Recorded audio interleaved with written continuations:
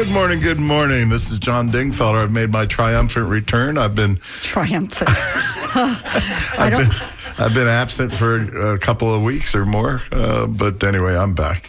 Who cares, honey?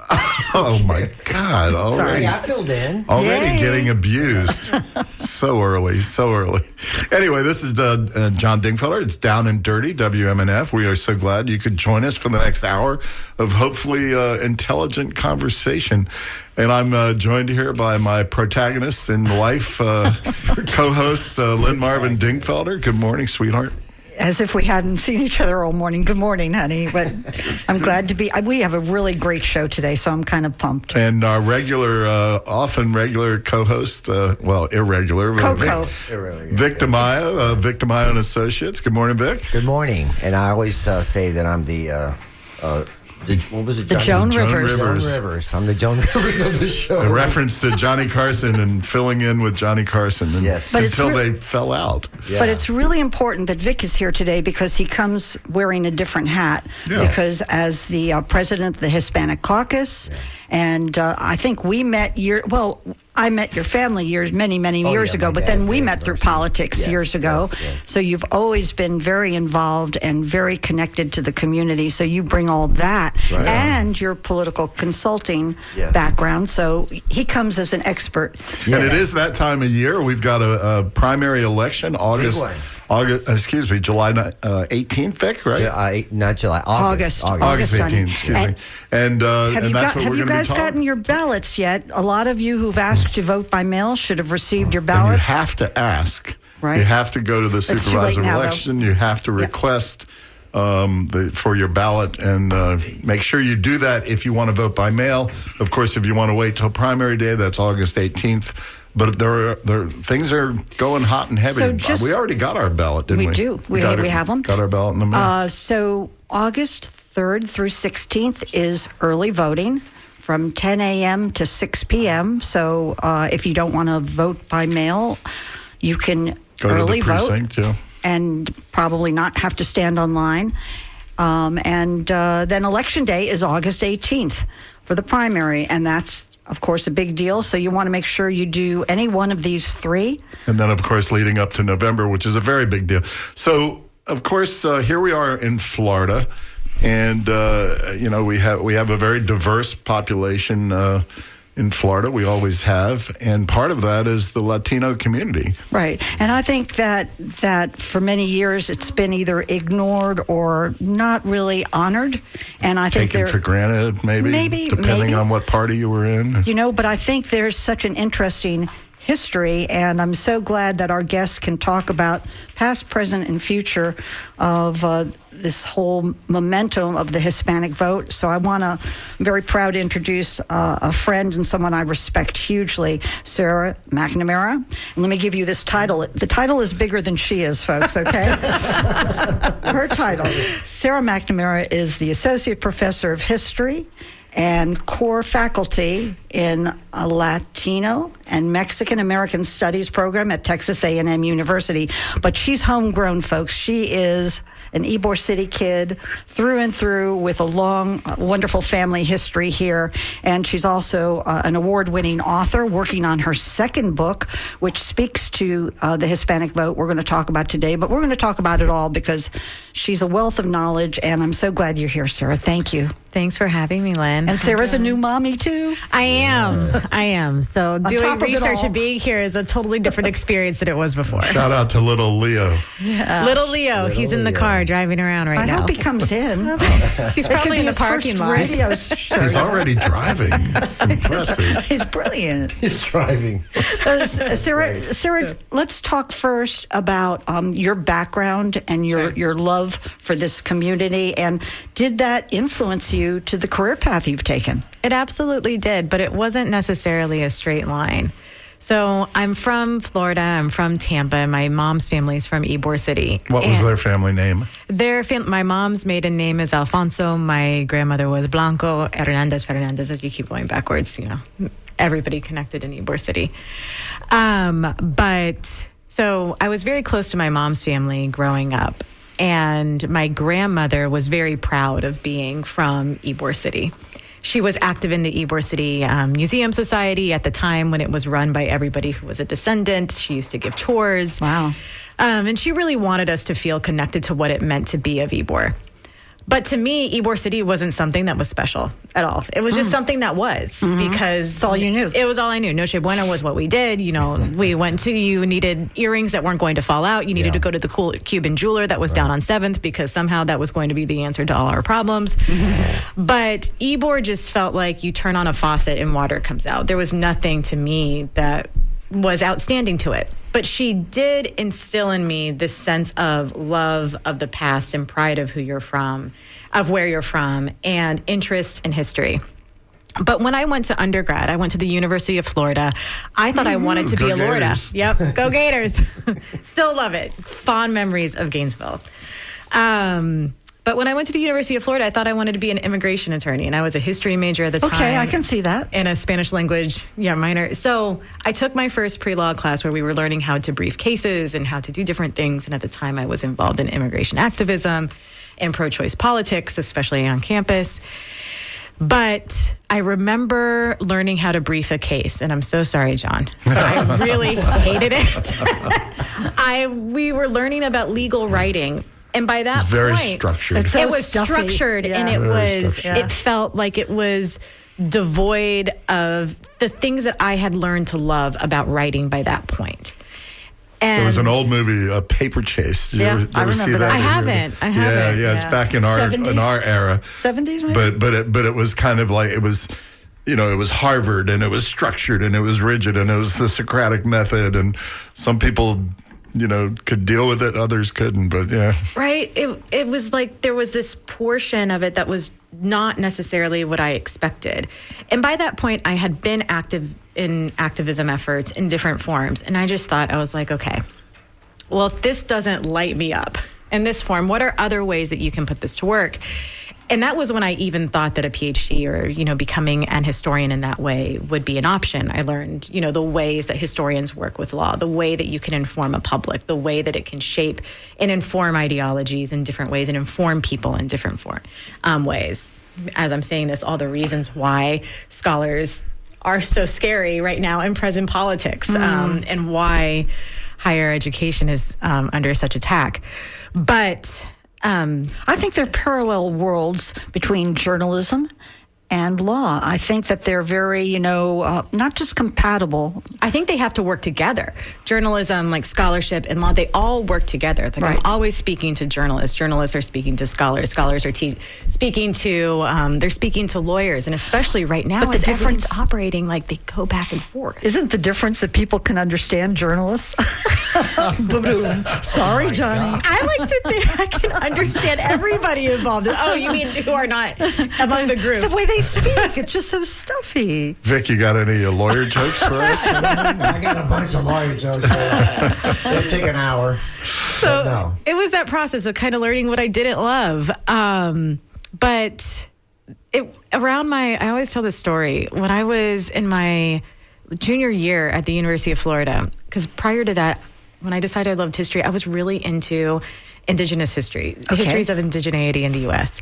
I had this one professor, her name's Juliana Barr. She's a renowned scholar of Indigenous studies in the United States. She works at Duke University now, but at the time she was at Florida. Nice. And she also taught all the women's history courses. So I took every course that Juliana offered, and Sure. she's now a good friend. But I was in this course where we had to write a long research paper. And I put in my proposal, and it was about Indigenous women in the Southwest. I mean, I just really loved her work. I was like, well, what if I look at something connected to Florida or like the Texas and relationships to this? And it was early American work. And until my end of my junior year, I'd never taken a course that was on anything modern. I took courses only on early American history, on colonialism, on imperialism. Those were the things I was interested in. But my paper proposal got I think it was a 68. And I had never gotten anything in Wow. my life that wasn't an A. And I was like, whoa, what just happened? Wake up call. It was. And I went into the professor's office and I was just like, okay, what's going on? What do I need to do? What did I not understand? He didn't even address the proposal. So I know in my heart, he did not think it was good. But he just asked me a question when I was in the room that I still ask students today. And he said, tell me where you're from. And I started talking about Tampa, and I told him about Ybor City. And his eyes were tracking me as I said it. And he was like, tell me about the holidays that you all celebrated. And I was explaining them. And then he stopped when I got to May Day. And I explained that my grandmother would take me to the May Day celebrations that used to happen down on Immigrant Square in Ybor City and what I remembered about it. And he just stopped. He said, you know, that's a really unusual holiday for a community to celebrate. It's connected to histories of unionism and all these other things. I was like, I had no idea. Right, No. because to you, It was just a thing that we Right. always did. Sure. And he said, I think you have a story there and you should go over to the Oral History Center. So I did Effectively, he was saying, write what you know, right? that. He was like, question the Yeah. things that there's something that's exceptional here that you're not even noticing. And that's different and that's unique. Whereas I think what I put forward before was something that was copying what somebody else had done, which I didn't understand. You know, when you're learning, it's very low stakes at that point. But that just changed everything. As a student at Florida, I then submitted for grants. I got grants to do oral history projects. I got involved in, at the time, the NEH when it was really robust, doing oral histories for that.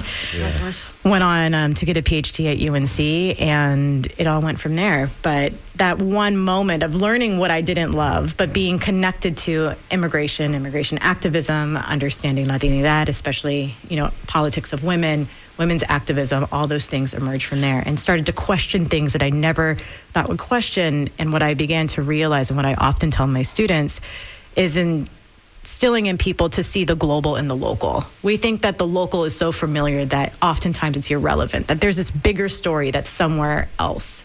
But if we're looking at ourselves and we're looking at what's right next to each other, there are national and global stories that can make great change and that can shift the way that we see who is important and what is important if we pay attention to what's right next to us. I love that. So, as a sidebar, I met Sarah based on a beautiful mural. Now, if you guys are ever in Ybor City, I want you to go check out this mural, which is stunning, right? Is the mural Thank still you. up? The mural is still there. Oh, thank goodness. Thank you to the Godsmart family for allowing it to remain up. Absolutely. Tell them about Yes. that and what it signifies and how hard you work to get that there. Absolutely. So there is a mural that's on 7th Avenue. If you are heading towards the Columbia, it is on the side of a building towards the east end of Ybor City. And I will, when we hit the phones, I'll pull up the exact address for everybody so that we can talk It's about on the it south later. side of 7th. Yes. Yep. South side is 7th. And the mural, it pairs with an historical marker. So this effort, it's the first of its kind in the city of Tampa. It's the first time that the Division of Arts worked with the Hillsborough County Historical Commission in order to put something that was together. So the mural amplifies the story that's on the marker, and the marker tells the story of the 1937 anti-fascist march that happened here in Tampa. And it's the day that 7,000 women from Ybor City marched from 7th Avenue, emptying out of the cigar factories, and marched down to City Hall as they were countering and protesting the rise of fascism in Spain, the rise of fascism abroad, and the ways that fascism, as they recognized it, operated within the city of Tampa, which was things like inequitable distribution of WPA jobs, inequitable distribution of assistance during the Great Depression, barring people who were not Anglo or not white from access to jobs beyond Ybor City, the way that they treated people in terms of immigration, the way that the Klan here operated during that period of time, the connection between that and law enforcement during that period of time, and how all of those elements were interconnected. So the fascism wasn't just happening in Spain. Right. There was lots of discrimination here. Exactly. There was lots of discrimination here. And that kind of connection between local movements and movements that are happening broadly, they're not unusual. When you are in... Now we have the reverse. The fascism's here. And right? As part of a global... And it is part of a global movement, right? You see, like, fascist elements that are emerging in, like, the country of Georgia. It has a very different... has a different politic than it did before. it's scary Russia has because, different politics in than all it did seriousness, before. You fascism see, like, the is rise in picking up all France. over. But Yeah. the fact that these women collectively had the chutzpah to be able to do this and collect their They friends did. and their neighbors and They their did. children and march. I mean, It's incredibly significant because it's the first time that you see a group of women who are of the word that we use in Tampa, Latin, thinking of it as Hispanic, or if you're beyond here, thinking of it as Latina or Latino, that it is the first time that you see a mass mobilization move from Ybor City into a space where they're making a direct plea to an Anglo-seated powerhouse. Yes. That wasn't something that was typical during the 1930s. It was much more So about... they actually went to what, City Hall? Did They went to City Hall. That's Wow. where the protest ended. They had an Wow. entire petition that they read. There were activists who were union organizers. One from New York. Her name is Luisa Moreno. That's her working name. Her given name is Rosa Lopez Rodriguez. But she was a part of the effort, and she goes on to become a global figure who's known today. but you had a relative also I involved. did. So going back to what I mentioned before, I learned about this from my grandmother. It was one of those things that I thought was insignificant, and it's a story that I tell in the first few pages of my book. The first book. Yep, in my first book. My grandmother growing up, she had this clipping that had run in the Tampa Tribune at the time when it used to have the local history series. And there was a print of a march of women that ran, and it was in the early 90s, and she always kept it. And she put it in this 3-ring binder in an acetate sleeve. Like And- grandmothers do. Like grandmothers do. And 10 years later, in the early 2000s, not too long before she passed away, she wanted to show it to me. And she called me over to her kitchen counter. She took this clipping out, and she pointed at the women in our family who were in the image. And there were 2 of them. One was her grandmother, Abuela Amelia is what she called her. And the other was a woman who I grew up knowing, who went by my Aunt Margot, who was Amelia's daughter. And so these were the 2 women in there. And at the time, just like before in Ybor City, I didn't really think much of it. My grandma also didn't explain it to me. I could tell that she was proud that they were in the newspaper, that to her she did something important. But she didn't explain the context But it was of that movement at all. life-changing. You just didn't realize. It was. It was a Yeah. life-changing moment that I didn't realize. And it went on to be the anchor of the questions that I asked related to the next book of what does women's activism mean? How did, women's labor during the 1930s shift Ybor City? What does it mean to center that narrative in a different form? If we're thinking about Ybor City and we're thinking about Tampa, the names that we all know are the names that we hear all the time. We hear about And they're all Ybor, we men. hear about Aya, we hear about Sanchez, we hear about these people who established the place. But establishing a manufacturing industry does not create community. It creates the labor, it creates the place where you're about to work, but it doesn't create the relationships between people. It doesn't bring to light the types of conflict that they had within. It doesn't illustrate the type of community that it later became. Those were the early moments, but what it became was so much more. And those are in the names that we don't know and that we don't hear. Wow. Okay, if you're just joining us, welcome. This is Down and Dirty. I'm Lynn Marvin Dingfelder, joined by John Dingfelder, Vic DeMaio, and Sarah McNamara. And she is talking about her first book, which you've got to read. It's fantastic. Ybor City, The Crucible of the Latina South. It's an award-winning book. It's a wonderful read. And now you're working on a second book. I am. So before you go there, I just was thinking to myself in the bigger picture of women involved in major movements, at least in this country, I'm sure it's worldwide. But, when I think about emancipation, the women were extremely strong in the North, putting together that. Of course, suffrage, women's suffrage in this country, being led by women took probably a century before they finally got it. Seamstresses, remember the seamstresses and the protests and the unions and the fires and all that? And the unionization, yeah. That might be later. The ILGWU. Right? It's earlier than mine, but it coincides with suffrage movements because the suffrage movement was largely a movement led by more elite women until they realized that in order to mobilize massively, what you had to do was to convince working class women that having a vote was going to change their lives as well. And so Never mind getting in office. That's later, right? Right, exactly. Right. And I mean, it begins to change around the early 1900s. Unionism and the success of unionism has a huge impact on the success of the suffrage movement. So the way that when I'm teaching the suffrage movement, the way that I explain it is that it is the largest mass movement that you can ever imagine that happened, and bringing to people with conflicting ideologies on the basis that this could change their lives. And so if you're thinking about the march that happened in Washington, D.C., right, protesting President Wilson's rise to becoming president, because when Wilson became president, Donald Trump was not the first person to have a women's march that happened when he was elected. The first one was Wilson. Suffragists, they protested his election because he was anti-suffrage at the time. And a university professor at that. He was, yep. Yeah. Who also previewed, what was it? Previewed different. He was quite racist, right? He previewed different films in the White House that had to do with emphasizing a plantation-based society, right? That spoke about and that portrayed the South in a way that really gave it approval. The extension of Jim Crow, romanticizing slavery, all of those things, right? That was a part of Wilson. As much as we think about his broader ideologies. All right, I interrupted you about the new book. But I wanted to talk about this book because it transitions into why we're here today and talking about elections and Florida politics and the importance of the Latin vote. Yes. So my next book, which I'm just at the start of researching. I've been doing archival research for the last 3 years, but I'm in the midst of doing the oral histories. But the next book is going to be Swing, A History of Florida's Latino Vote. And I'm beginning doing oral histories here in Florida.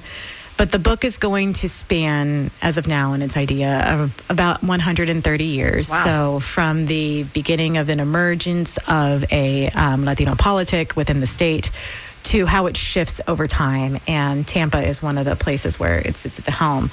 So I plan to put 3 major locations what are they? Discussion. So Tampa, Miami, and Orlando. This is where today as well, where Latino votes are concentrated within the state of Florida. And courted, Orlando more recently. Orlando more recently, but the community has grown and become much more powerful. Especially Puerto Rican, right? Predominantly Puerto Rican. So Orlando has the second largest Puerto Rican population in the United States. The first largest and the longest lasting rate is in New York. Yay! New Yorkers. Bad Bunny, cue Bad Bunny. Exactly. And if you happen to be in New York right now, one of my good friends, Felipe Hinojosa, and his collaborator, Joana Fernandez, there is a free exhibit about the history of Puerto Rican activism in the United States. I'd love to see that. It is an open-air exhibit on display. It was a long fight for them to get it. They were originally contracted through the Smithsonian, and it was an effort that was completely designed, and it was killed with the new administration. Lovely. The Mellon Foundation came in and has funded it, called the Latinx Freedom Project, and it is now anchored up there, and it is on. This is the last week that you can see it, so if you have a chance. Explain Latinx for those who don't know what that means. I'll be honest with you. No problem. I don't really interrupt you, but as president of the Hispanic Caucus and a long, born and raised Cuban American, the older Hispanics do not like the Latinx label at all. Is it too progressive? Yes, I don't know what it means. Latino, What is it? Sure, no problem. But you can go ahead and explain it. So Latinx is a term that emerged. It's much older than we like to think it is. Mm-hmm. This is class 1 when I'm teaching Latino history. Okay. When people walk in the door. Students, listen. Okay. So Latinx is a word that emerged in the early 2000s amidst immigration activists during that period of time. The shift that they did is that they put an X on the end of Latina and Latino in order to make it gender neutral. Oh. So to include more people, especially because it was activists who were a part of that movement during that period of time. They were also active in mobilization for acceptance of queerness, especially among the community. So they created Latinx as a way to be inclusive of everyone.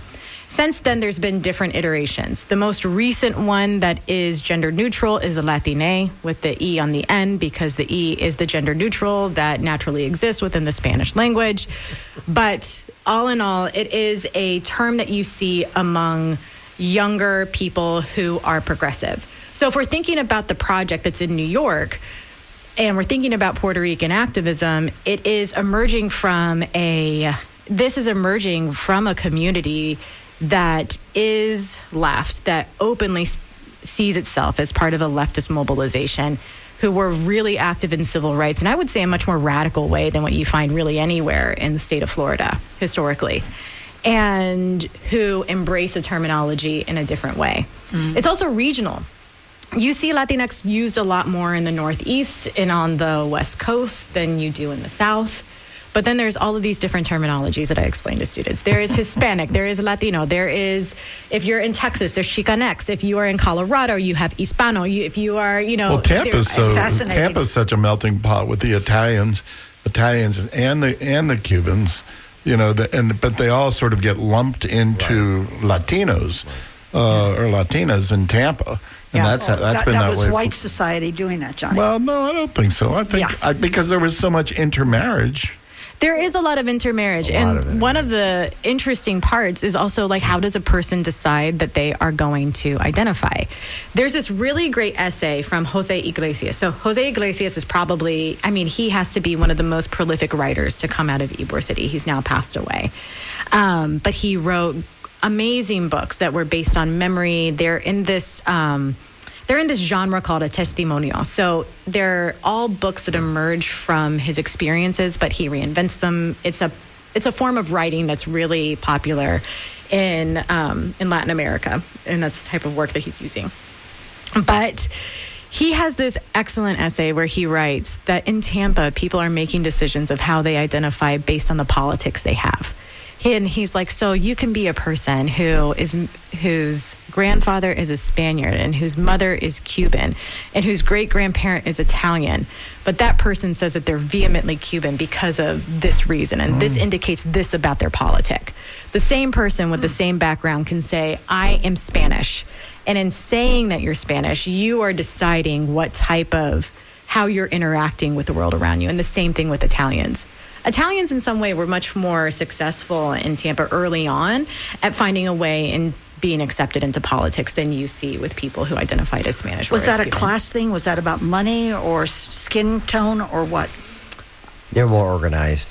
They have the Italian club, I'm a perfect example of what John just said. I'm an omelet. I'm half Cuban, half Italian. So you're listening here to somebody who is a perfect example of what we're talking about. Then if you had a fair amount of money and you had that kind of background and you moved to Hyde Park, right? You moved into a different area of town. Right. Then you assimilated, and pretty soon, I don't know if you checked off the Hispanic box at all. No, if you look at the Italian club.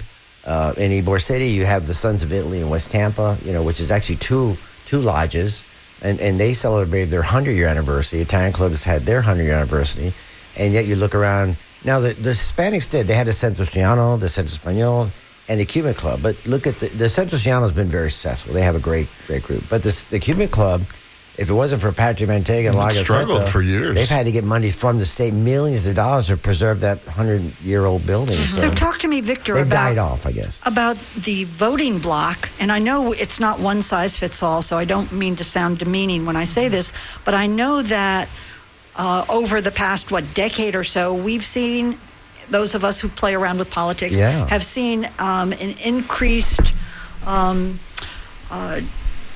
direction of wanting to cultivate the Hispanic or Latin vote because we know it's needed, it's necessary.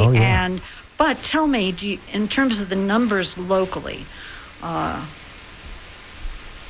what are they coming to the club? Are they activated? Are you seeing an increase in caring, or are they tuning out because they feel disconnected? Give me your read on the community as you know it, please. Well, what do we have, an hour?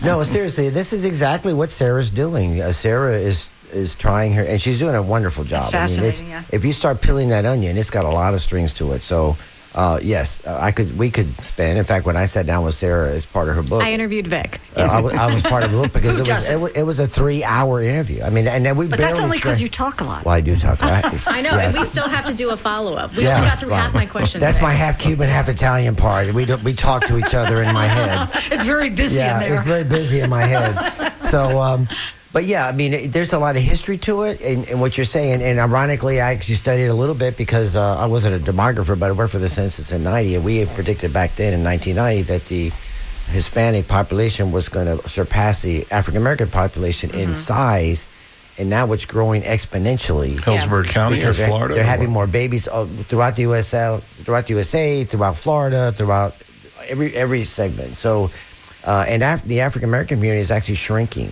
So, now the largest minority in the USA is the Hispanic community. Yes. So yes. So to answer, I would have to look at numbers that I don't know, but I do know that especially if you're looking at the South. So there is this term it's called what are historic destination states when you're talking about among geographers and demographers, what are historic destination states of migration and immigration? And that would be places like New York, Florida, Texas, California. Is this to stay, to locate, to create roots? Yes. Right. So where people used to move.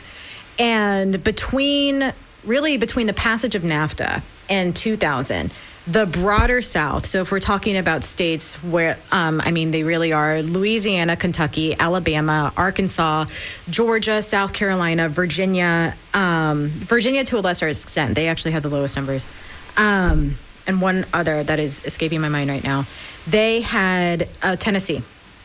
They had a increase of 200% in terms of people who were Latino or Hispanic immigrating to the area. Wow. And that had in part to do with the different types of industry that were there, the expanse of the chicken industry. One of my great friends who's actually in Sarasota right now on a vacation, her name is Perla Guerrero. She wrote a great book called Nuevo South that is about this phenomenon in Arkansas. Mm-hmm. And there are others who've also examined this. But the way that migrant work started to operate, the need for different kinds of labor, and also the reality of how global politics have an impact on people's. We're seeing that now. Yeah, on people's ability to live and survive in different places. But let me just ask a question, because you speak about migrants. Migrants move a lot. Do they vote in their community? Are they registered to vote? So somebody who comes to the U.S. and is on a temporary work visa, they are not voting. Or somebody who is undocumented, they are not voting. If they have children in the United States, as was just affirmed by the Supreme Court decision, they are citizens of the United States. And yes, and they 18 do years vote. later, And they're their children absolutely do vote. And that is something that is really important. And it's a part of the story, that I'll look at in Florida, but it's also important for us to recognize nationally, is that this question of what immigration policy looks like nationally is something that is ongoing and has been a part of national discussions for decades. And it's one that we don't have a good answer to. If we look at the early 2000s, that was when we were closest, right? When we hear the word dreamer, I hope everybody knows what that means, but it's okay if we don't. A dreamer is a person who was born in the United States, a dreamer is a person who was not born in the United States. They came as a child, they are undocumented, and they came with their parents. And in the early 2000s, what was introduced was the DREAM Act, which was initially a bipartisan effort. It's interesting how politics have changed so much. The DREAM Act today would seem like it is absolutely controversial. And its lack of gaining support in the early 2000s wasn't at the time from the Republican Party or the Republican who introduced it or was a part of the bill. It was from the Democratic Party, because what the Democratic Party wanted to see was to include a pathway to citizenship for parents. Right. They didn't want parents to remain seen as though they were criminalized under it. They wanted a overall answer. But we're now left with no response, still using the executive orders that have hung on from the Obama administration with nothing else forward except a lot of hostility and things that are absolutely awful of people being outright kidnapped from things like ICE. And it speaks to the American dream of being able to recreate and take root and maybe have things that you couldn't otherwise have in whatever country you came from. Well, the John? sad part of it is that we're all a nation of immigrants. You know, Of course. unless you're an American Indian and you came here 10,000 years ago, you know, we were settled by countries from all around the world, and that's the beauty of makes America kind of cool. And you know, growing up in Tampa, and even as a little kid, I remember visiting Ruskin, Waimama, where we grew tomatoes and oranges. And that labor force was the migrants who came from Mexico. Edward R. Murrow did a very famous documentary way back in the day. I think he called it Field of Shame or something. They show how the immigrants are really No, that's mistreated. fascinating. I haven't seen that. Yeah. Oh It was my a very gosh. famous. huge. He won a. I'm not as well versed in documentaries. Len. You know, we've used the Latins to do the hard work. You know, these are people who don't. You know, in their country. You know, I talked to a friend of mine. He says, "I'm mad at being here. I want to go back to Mexico." I said, "Oh, really?" I said, "You know what the average American worker in the United States makes? He makes about $25.50 an hour. You know what an average auto worker in Mexico makes is $2.50. You want to go back now? Because that's a basic example of why people come here for the better dream, the American dream, and voting is part of it, which was your answer, which was your question to me. I think there's also the portion of what we're thinking about: how much money can somebody make, but how far also does that money go? Right. The high rate of inflation. It's not as easy to make it in the United States as it once was. It's not as easy to secure that for a future. There's also a reality that we're living in a moment where things that were once not okay, of demonizing somebody for whom they are, is on the rise. I was just going to say, you're talking about money, but what does welcomeness look like, right? Yes, exactly right. If you don't have a place, if you don't have a sense of respect, if you don't have a sense of who you know, there isn't. What you are vowel your constantly name under ends in. attack, right? Yep. What does that mean, and what does that look like? And I know that our vision of what is happening right now, there's so much focus on places like, you know, the protests that we saw in Minnesota in reaction to the arrival of ICE, or, you know, I was reading a story recently of a group of there was an apartment building, and there's a group of young kids, they're African American, who started spraying ICE agents with water, and they were able to get them to leave their building because they were walking around the building looking for anybody who was a Latino who they were planning on bringing in for questioning. And I'm just like, what little heroes these young kids were. But it's not that that's not happening in Florida. It just happens differently as a result of the way that law enforcement operates here. It's also accepted. Yeah, there's this one law called 387G. And every city, county, state of police they cooperate with immigration. Whereas in other places, they have chosen not to cooperate. Right. So the visual of what happens is very different. So when somebody's saying, what does it mean to want to be in a different location? That's something to consider. Like, what does it mean to be here? What does it mean to be somebody who is Mexican living in the United States right now? And it's not, So we do have this. Do you want to get a word in, sir? Yeah, I'm sorry, John. That's all right. It's your It's show, a great so- discussion. It's so interesting. We could go on for hours. This election we have coming up, and I was doing a little research last night in anticipation of this organization, Unidos US. Yes. Have you seen this poll? It's really a comprehensive poll that they did. I don't know. You're going to have to tell me about it. Yeah, no, it's great. I should have sent it to you so we could all talk about it. But I urge people to look at it. It's called Unidos, UNIDOS US, and they did a poll of thousands of Hispanic voters, including at least 500 in Florida, and they asked them their attitudes about what's going on.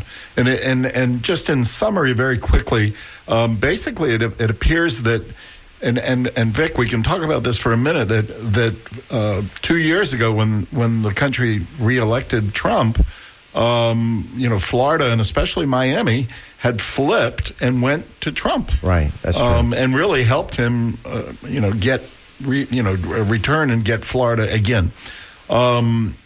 What's interesting now is it seems like Hispanics in Florida, and I would say from what I read in Miami. And that would be Cubans, are leaning a little bit away from the president in terms of they're a little disillusioned and that Buyer's kind of remorse? Buyer's remorse. But that's not necessarily translating into the congressional races and the governor's race. Right. What do you think, Vic? Well, because it's if you think of the someone who's voted so much trended Republican his whole life, and there's a demographic difference between the older Age, Cubans. Like Abuela, who left, Cuba in 1960 because of Fidel Castro and all that kind of rigmarole, and then the second and third generations. Even Obama won over the younger level of Cubans big time in Florida, and then that trained back because Abuela got on the kids, said, "No, you don't understand. You got to start voting this way." Blah blah blah. And this goes all the way back to the Bay of Pigs and the fact that Kennedy was president and they didn't support the Cubans that were trying to get back and get their country. And then in Florida, you've also got, as you said, the Puerto Rican vote. Puerto Ricans can fly in and vote the next day because they're U.S. citizens, right? You have to establish residency and be in a specific location and register to vote. Okay, next Yeah. day, maybe within a few months. If you establish a location as where you're living, yeah. So, I mean, as we all now know, after the infamous, what was it? The paper towel issue. Yeah. In Puerto Rico. The paper towels. Oh, my God. Throwing the paper towels. Let them eat cake. There's a congressman right now this week who introduced a Republican congressman to under the U.S. Territories Act, because Puerto Rico's a territory. If you were born in Puerto Rico, just like in Panama, you're an automatic U.S. citizen. Of course. So now they want to change that so you don't automatically get that. I don't think that's going to go because there's some of us who are fighting for Puerto Rico to be a state. Of course. And that's DC. a long fight. But anyway, so you've got Miami as a big base. You've got you've got Orlando with Puerto Ricans, and then of course Tampa. And I don't know, I'm not really sure what Tampa's doing in terms of the Hispanic vote. Well, let me go back. This is very important to know because you talked about the Cubans, and what's going on now in Miami is that the Cubans have had a special deal. If you landed here, and it's called the wet foot, dry foot policy, you get automatic green card, you get your Social Security, Medicare, with every benefit that no other country in the world got. Now, they changed that, okay? But they still kind of winked and nodded and said... But the Marelitos, they're all registered to vote now. But now with all this immigration craziness going on, where they're just picking up people and dragging them out of their houses... Now, Abuela, who's been illegal technically because she never became a citizen, she thought she'd be safe, who's been living in the back room, they're banging on their door and dragging Abuela out the door on a boat and shipping her right back to Cuba. And she has ICE. ICE has been a disaster. It's going to be a disaster for the Republicans, and if they keep that up, and that's what's turned the Miami Cubans that have been solid Republican for many years. There's a billionaire Republican who's given tons of money to Trump and DeSantis, who's got billboards running all over South Florida calling Trump, DeSantis, Marco Rubio. It says traitors in English and Spanish. Wow! Because they've turned on, in his opinion, they've turned. So it got real. It came it's real to their right home. now. Right. That's why De La Cava, for example, is the first Democratic mayor in Miami for. Oh, that's right. That was huge. huge. And that was huge. I mean, national news. I mean, your book is going to have to be 10,000 pages. There is so many. I'm going to make it readable, John. There's so many. Pages. There's so much to all of this. But what Vic is talking about, so when somebody came to the United States following 1963, there were different provisions that were passed. And it is true, Cubans have had an advantage according to U.S. immigration policy that nobody else has had, right. Especially nobody that is of a Latino or Hispanic background. And that reality does create a sense of friction among people and loyalty, animosity among people. Right. And so what Vic is describing, somebody who arrived would have received what's called temporary protective status, or TPS. Right. And that status has become particularly precarious right now because it's when people go in to renew that ICE is then taking people into custody, even though they have hearings where they should be seeing a judge or seeing a court in order to renew the status. But that isn't necessarily happening. And you guys so we've got a call. Eduardo from Tampa wants to make a comment about Hispanic news media coverage. Skip, you want to bring him in? All right. Good morning. Eduardo, are you there? Yeah, can you hear me? Yeah, thanks for calling. Thanks for listening. Hi, Eduardo. Yeah, I'm going to make this quick because I got to clock in here when your show ends. The Tellurico race, I think that is the one race that's going to make, like you were saying with the Miami race, I think since there's a lot What'd you of- say, Tellerico? Tellerico, Tellerico's Where is that? Senate, Texas. That's Texas going to be Democrat. buyer's remorse once again, like you were talking about, Vic. And Vic, I got a question for you. I don't hear this comment too much, but what has been your take about coverage with Telemundo and Univision, particularly with immigration? 'Cause, you know, that's a big topic. And Well, you know, it's funny. what's been your coverage with what's coming out? Obviously, with the soccer, it was big. Did you hear that thing where Right. Yes. people were watching Telemundo? Telemundo had the What's rights, been yeah. your take about coverage when it comes to like issues like immigration and Venezuela? Well, you know, it's funny. It's a great question because Thanks, Eduardo. I you know, being Hispanic and covering and working with the community as much as I do, and being bilingual, I watch the Telemundo and Univision News every night, and it's amazing. It's totally different than the ABC, NBC, CBS, Of course. because the lead story every night is about immigration. They cover it. The Hispanic media, obviously, they're catering to their audience. It's Hispanics and they're people from Venezuela and Puerto Rico and Cuba and all that stuff. So they have a whole different take on the news, and they cover the news away. But like- is it anti-ICE? It's very anti-ICE. Yeah. Okay, Yeah. Oh, good, yeah. So good. that's when what you actually brought up a great point. You know, what are the Hispanics thinking about when it comes to immigration and the Republicans and the Democrats, how the voting trends are going, and they're seeing that, and it's little by little. Even the hardcore Republican Hispanics, especially down in Miami, are turning more back towards the Democratic Party. Although it's interesting, Vic, if you look at this poll, if they ask them what are the top two issues or whatever, you know, like all polls, what are the top two issues you care about nationally? And it's cost of living. Right. Cost of living and gonna be cost of pocketbook. gasoline and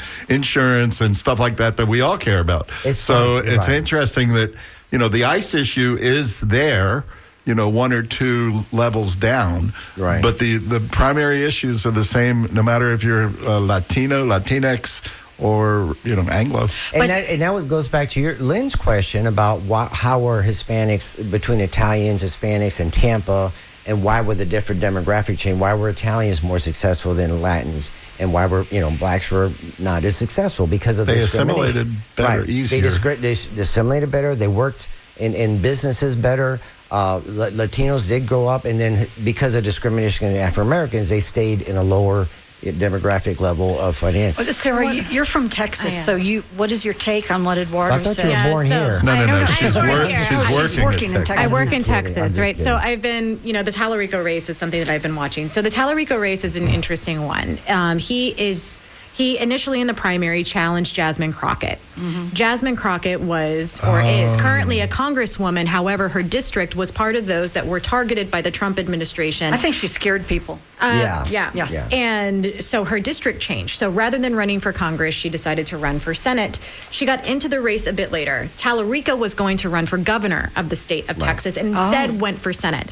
So it ended up in kind of this primary mess between Crockett and between Tallarico. I hate when that happens. And the vote was very, very close. It was not a very clear referendum on Tallarico versus Crockett across the state of Texas. It was a very narrow primary. So Tallarico is the candidate, and he is moving. One of the things that I can say, which I don't know is always necessarily successful, is I work at Texas A&M. Texas A&M is predominantly, or it's known as being a school that is very well known for engineering and for the sciences and for math. Agriculture. Yeah, Agriculture, right? I mean, Hook you 'em want to be a horns. vet, go on down. University of Texas is the one that John just mentioned, and that is the other. So it's a dual flagship system. It's the other flagship that is in Austin. And that one is more humanities leading. It is known as being more Liberal, yeah. Yeah, it has a different background. So students at Texas A&M, Tallarico did come to visit, and there were hordes of them there. And these would be, it'd be a mixture of students in political backgrounds who would have been there. Tallarico's message is very different from Crockett's. Crockett's was, let's all get out and vote. You believe in progressive politics. You are a Democrat, wherever you are on the spectrum. Let's increase voter turnout. Tallarico's message, it's not that it isn't that, but he seems to be courting a more conservative voter. He's moderate. Yes, He's yeah. more moderate. Saying, I am Christian, Christianity drives my politics, these are the things that we all have in common. So it's a kind of a story that we've seen in Florida over and over looking again for the of somebody. independent vote. Right. Kind of, but Exactly. more like looking for somebody who could be a former Trump voter who's willing to come out and vote. Right. He's playing in the audience. He's playing And we'll see if it's, you know, I we'll think see if that's it's sort of a effective. jolly approach, don't you, Vic? I think so. You got a Republican turn Democrat, turn independent Democrat. Yes, I think it is. My brother's a professor at Yeah. Baylor. He's teaches heart surgery and all that. And he, for the first time since he's moved to Texas, he's told me, he's always says, "You guys don't have a chance. The Democrats are going to lose. You don't have." This is the first time he's told me, "I don't know. There's something about this Tallarico guy." And then I've listened to some of his speeches.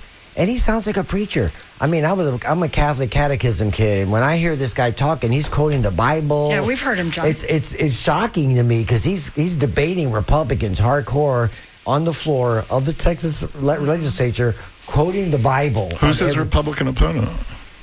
Oh, that's Oh, the guy. it's sitting. Yes, Paxton, Ken yes, Paxton. yes. It's He- Rick, the incumbent? Thank you, Skip. No, he's the. I mean, he just He's a- has a no, he's- wake of controversies following him. He fooled around on his wife. He's got unbelievable. He was indicted by the Republican majority. Oh, that guy. legislature. Yeah. Indicted by Yeah. Republicans for all the corruption, but he was Trump's guy, and Trump threw an incumbent. He's incredibly senator. unpopular within the state. So I mean, it's a bit of a different race than if we're thinking about Beto O'Rourke. Oh, this is you yeah. know, So- and what happened. So, Sarah and Vic, do you think that ICE is going to scare people off from voting in the primaries and the general? Do you think that there's that overhanging that Homeland shadow Security. of? I don't know Is here. it something we need to worry about, and how do you combat that? Last night at my dinner meeting at the Hillsborough Hispanic Caucus, we had the supervised election, Mr. Latimer, speak, and that was asked, and they're just not going. They were actually, because of the gun laws, asking people to bring their long rifles into the polling places, so they're battling that mess. But he's real. He was 35 years at the sheriff's office, so he doesn't really necessarily. Yeah. And he's pretty. He doesn't pretty play. solid. Right. He doesn't play. He doesn't play. I think we're going to be okay here in Hillsborough County. What was his answer? Do you remember? He says they do not want those people here. I mean, they're more or less. He says we have this under control. I mean, one of the things about voting is that it is traditionally A safe zone. A safe zone, and it's something that is decided by the state, and it's something that's divided, Right. and then it's by the county and by the city. By the counties. But look If at that we're thinking Homeland about- Security czar up in D.C. last week, right after the president made his speech. Right afterwards, that Homeland Security guy says, "Okay, you local, election folks, you better straighten up. You better abide by our rules. You better work with our people." Yada, yada, yada. To me, that's creating that atmosphere of fear that you I mentioned. think it's going to create an inadvertent atmosphere. I think that they could create an inadvertent atmosphere of fear. I think that what's most likely to happen is a sense of confusion that's following an outcome that is unfavorable to a party in power. Well, that's why they encourage everybody to vote by mail. Because if you vote by mail, you don't have to worry about ICE or any of the other right. stuff. That's a big thing now. Ironically, when they raised hands about voting by mail, 90% of the people in my caucus are all voting by mail. So Really? they don't have to work. Yes, because That's that's a gotten big thing we pushed. bigger and bigger. And It's bigger and ironically, bigger. that used to be a Republican thing. Yeah. And now Democrats are working it hard. Right. Well, it used to be called absentee voting. Remember? Yeah. Which is probably why Trump is putting doubt in the vote by mail process. Well, doesn't he's like- putting doubt in the whole election process Right, to make right. it sound like they That's won just- no matter what. Yeah, But right. okay, that's a whole other show. That's a whole other show, yes. Yes, Sarah, you're right. when will your book be out in terms of Where can we buy a copy? projecting? Well, I'm a scholar. I'm not a journalist. So I'm a scholar, not a journalist. I'm not an independent writer. So in order to research this and get it really right and have the voice that I want it to have, I mean, I'm really thinking like 5 years is what it'll be. I think there's a documentary there. I think Could so be. too, Yay. Lynn. Yeah. I think We it could would work on be that. great. That'd be yeah, great. but I might know a documentary. I do you? So you have to have so much patience, Yeah. putting all this research together and And being a 5-year project And being a new mom. and being a new mom. That By is 5 years, you might have 5 more kids. I will not. This is a one and done situation. done. I love him so much. He's so great. We he's got it perfect. right the first time. He's perfect. He's perfect. Yeah. Well, Lynn, you did just a great job in the La Gazzetta documentary, which I brought Oh, here thank today. you.